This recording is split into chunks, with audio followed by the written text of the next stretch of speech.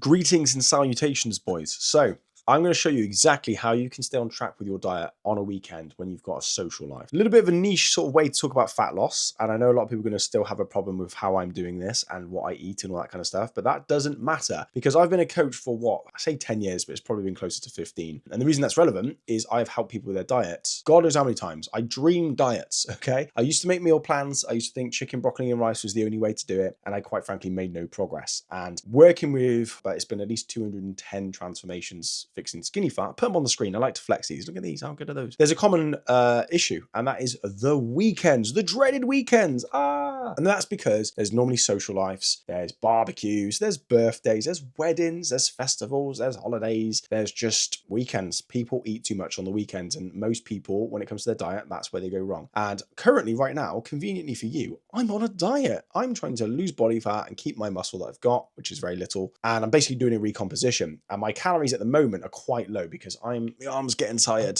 So I'm just down here. Hang on. Can I adjust this? No, that'll do. So anyway, now my shoulder's not burning. I'm on a diet. I'm trying to get as lean as possible by the end of this month. I want to finish my recomposition at the end of May, and that means I need to hit these targets bob on. But also, as you know, life is busy. There's always something going on. You can't go, I'm going to get in shape when I'm not busy, because that does not exist. The stars will never align. It's always going to be inconvenient, so you just have to accept that. So the way I'm managing this, I thought I'm going to take you along for a Friday, which is the start of the weekend. It's also a check-in day. And of course, it is a check-in day. So I'm going through my clients' weigh-ins. I'm going through their food, which they have also tracked. This chap is doing very well. Then we look at the calendar. Look at this. Bloody good week, right? So Friday was the last day we did check-in. He did legs, pull, tracked every single day, my man. He got pull over here, got legs here. So he's on track. He's done one of every workout. He's done all his weigh-ins, and he's hit all his calories. And guess what? Not rocket science. He's lost so far since he started in what, 2 weeks? 95 kg. He's down to 9. He's lost almost 5 kg. That's what? £8, £9. Absolutely brilliant. So I'm doing my client check-ins. It is currently, what time is it? It is 11 o'clock in the AM, and I've been awake since 7, and I've not actually eaten anything yet, and there's a reason for this. So my calories as it stands are 1,700, which is quite low.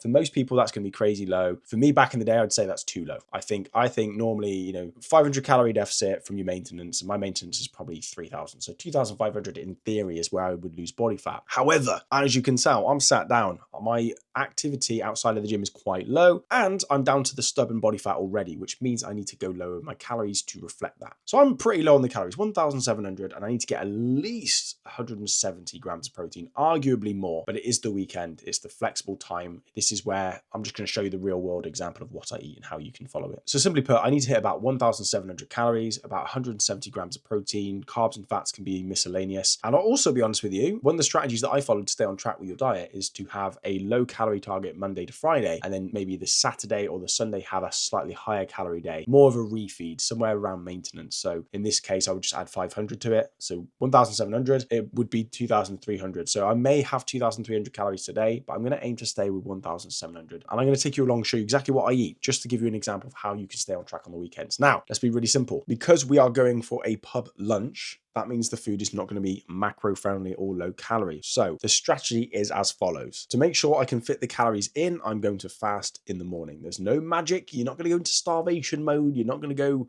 fat loss super anabolic edition just because you skipped a meal. There's no magic to it. It just simply means that the daily total calories are going to be easier to stay low if I skip breakfast. So at the moment, I'm currently drinking de agua, lots of water, because one, hydration is key, and two, it will help me stay a little bit fuller for longer. And secondly, I'm also drinking green tea. No, I'm drinking coffee, although I'm not drinking it because it's all gone. It's all gone. So basically, I've had 2 coffees and like 2 to 3 pints of water so far. My arm's getting tired again. The key to staying on track on the weekends is planning ahead your food. So I already know my first meal is going to be a little Greek yogurt, 0% fat, because if I go to a pub lunch, the fat's probably going to be quite high. And I'm going to put a drizzle of honey, about 15 grams, and I'm going to put some blueberries in it. So my first meal, God knows what time that'll be, probably 12 o'clock, 1 o'clock. I'm going to have a little Greek yogurt, which I will show you on screen, and I will be tracking it. I've already had a look at the menu of where we're going. It doesn't actually tell you the calories. Here's the tricky part. Some places are going to say, oh, it's 2,000 calories for this one, mate. Some places are just going to say, yep, here's a burger. Guess what the calories are? You don't know. So I'm going to show you how I track it, what I choose. I'm going to show you the food. I'm going to show you how I stay as close to my calorie target, regardless of it being a weekend. I might even fit in a little beer, okay, depending on how I feel. So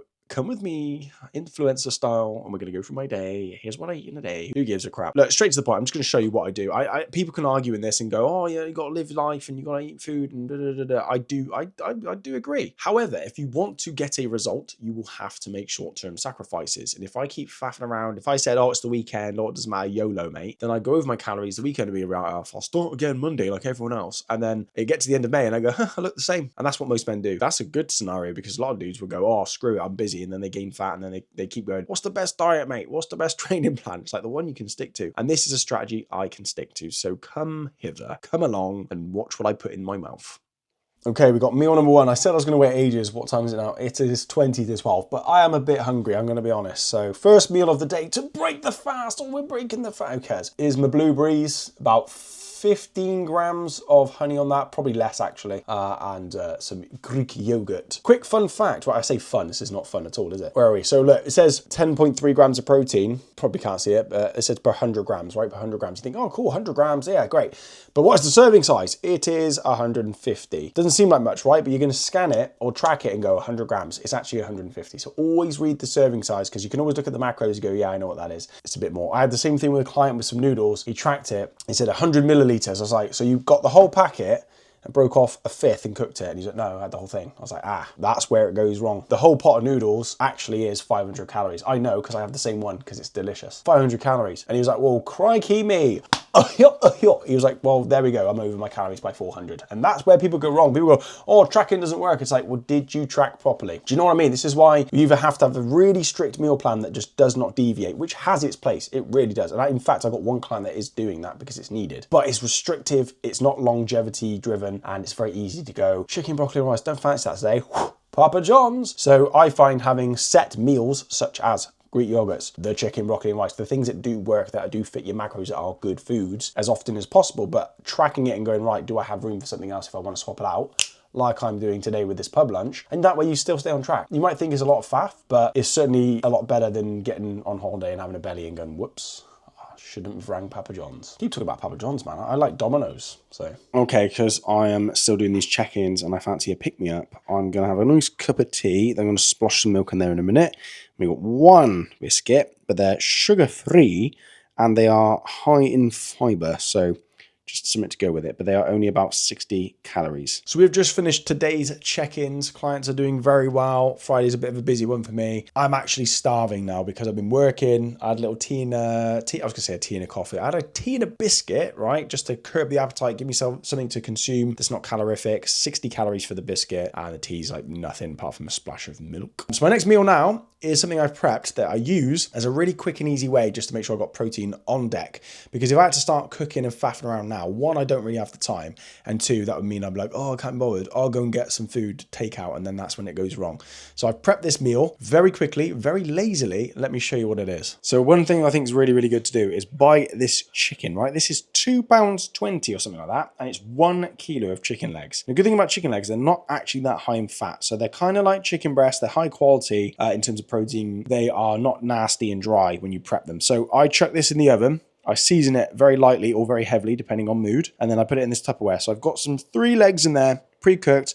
I'm going to spunk it in the microwave right there. And I'm going to put it on this little plate there. And I'm going to eat them. There we are. So we put some Nando sauce in it as well. Very nice. Look, these 3. I'm not sure exactly what the calories are off the top of my head, but I have tracked them. So I'll probably put them on the screen. And I will show you the daily total at the end. But this is quick, easy, pretty damn tasty. And they're not dry as fuck once you reheat them. So this is a go-to, quick and easy. And then before heading off, we went for a little coffee to see my mum with a nice little sticker on top. I don't know what that's about. We headed off to the pub meal. So we jumped in the car and started driving away.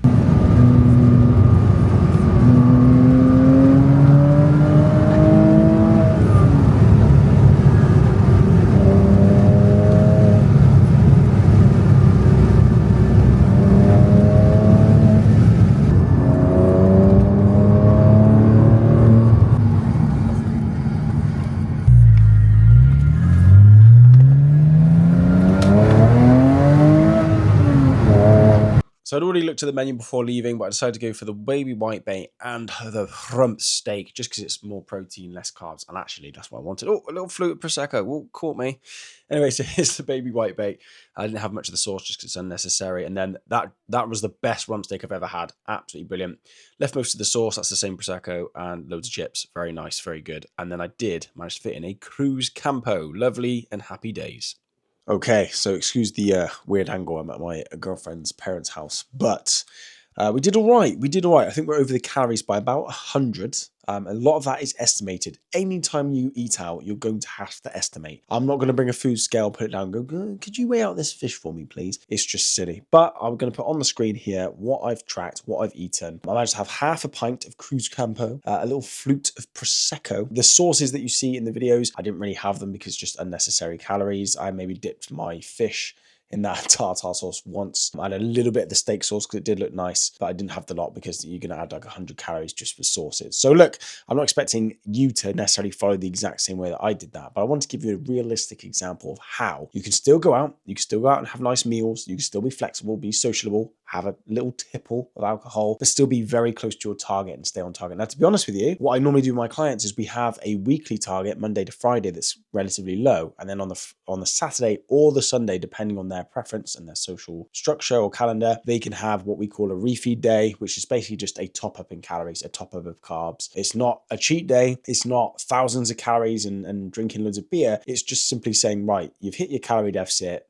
every single day, eat at maintenance for one day, maybe get some more carbs. And there's massive amounts of benefits to this. It makes it easy to stay on track. It's a bit more mentally easy to stay on track throughout the week when you know you've got that little sort of higher calorie day. And it just means you could be realistic with your diet. You can't eat chicken, broccoli, and rice all day, every day, forever. And even if you could, once you get the result, how do you keep it? Do you just keep eating chicken, broccoli, and rice? So this is how I manage my calories. This is how I preach for my clients to follow and actually stick to their numbers and get the results and still be realistic, live like a human being. I've had a great meal. That steak was incredibly filling, and I'm still going to be in somewhat of a deficit, if not bang on. Even if my calories were slightly off with the estimation, that target is a significant deficit. I could probably hit 2,500, 2,800 and still roughly be around maintenance. So the point being is I want to make this video show you what is realistically possible and how you can stay on track with your diet over the weekends. Instead of getting to the weekend and say, screw that. Now, if I didn't plan ahead, I probably would have woken up. I would have had eggs on toast. I would have had some more snacks throughout the day. I would have maybe had like another 3 or 4 pints. And those tiny little decisions could be the reason that I would start to gain body fat and go backwards. So just by planning ahead, paying attention to my calories, I can still enjoy the meal. I can still have a little bit of this and that,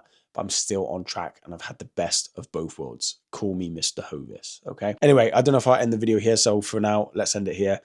Like, subscribe, comment Apple for the algorithm, comment banana for, I don't even know. Comment fruit. Why not? Like the video again, because I'm a YouTuber and have to ask you to like the videos because that does something apparently. And I hope this video helps. Good day.